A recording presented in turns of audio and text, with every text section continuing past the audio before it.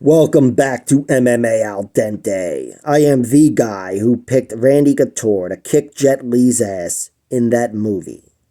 And I'm here to talk about Phil Hawes versus Bruno Ferreira. Phil Hawes is 35 years old, 12-5 as a pro, and he's got 2 inches of height and 5.5 inches of reach over 31-year-old Ferreira, who is 10-1 as a pro. Phil Hawes is an amazing fighter to watch because he is a true glass cannon. And I say that with all due respect. I know it can kind of be considered an insult, but I don't feel like it's your fault if you have a weak chin, which he does. But he is still a cannon. That's the offense. He's got some serious fucking offense. If chins didn't matter, we'd be talking about him as champion of the world and a fucking Hall of Famer. That's what I think of Phil Hawes' offense. He's got the wrestling, incredible wrestling, and incredible striking and power. But he's vulnerable. That's his defining trait, is that he is a fragile fighter, a very unhealthy guy. 5 losses, 5 finishes, 4 of them via knockout, 1 of them via submission.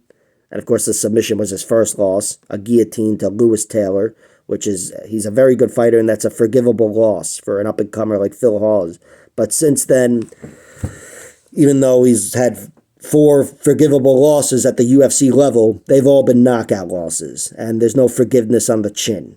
That was good, right? Phil Hawes, there's no forgiveness with the chin. His chin is fucked, and now he's only older, 35 years old. The concussions are piling up, and I rate his health at very close to a 0 as far as UFC fighters go. He's had some great wins, had a lot of success early in his career before his chin totally fell apart. We know what he can do when things work out for him. He's got a win over Nassourdine Mavov, where he really had to survive in the end, but he looked good early on. Kyle Dawkins, same thing, another decision. Steamrolled Jacob Malkoun and beat the living shit out of Deron Winn. But in general, Phil Hawes is too vulnerable to stick around the UFC, despite how dangerous and offensively sound he is. He's got a horrible chin, and also I have serious doubts about his cardio as well. I think in a competitive fight, deep into the fight, he will fall apart before his opponent in most cases.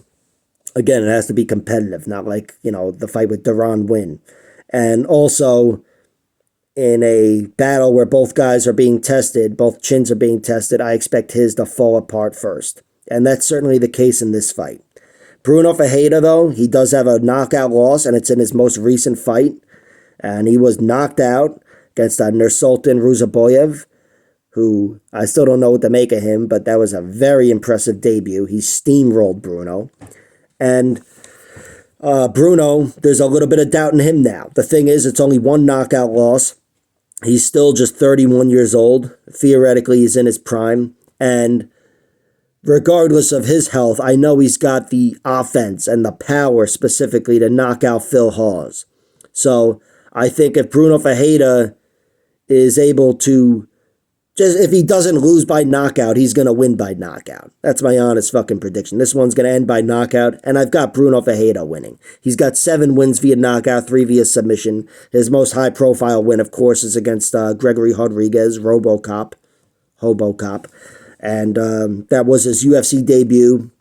Came through big as an underdog and proved his power was too much for a guy like Robocop, who has a questionable chin himself. And Phil Hawes, it's beyond question, though. Where Robocop was in this fight, that's where Phil Hawes was when he was fighting Roman Dolidze 2 years ago. Phil Hawes, and now he's 35. I've got Bruno Ferreira winning by knockout. I think Phil Hawes is bullying him around like he does in every fight, dominating the fight until he doesn't. I think he's going to get clipped and get knocked out. As far as my bets, I've already bet on Bruno Ferreira's money line, but I want to see the over-under, and no matter what, I will bet on Phil Hawes winning by knockout to hedge my Bruno Ferreira bets. But Bruno is my bet. I'm going big on him. I think he is going to survive Phil Hawes, and I think he's going to catch Phil Hawes at some point, probably late in round 1, but could be whenever. I think Phil Hawes is just too vulnerable. Bruno Ferreira, he's a very good grappler himself, very good offensively, but I think that's all going to be taken away by the wrestling of Phil Hawes.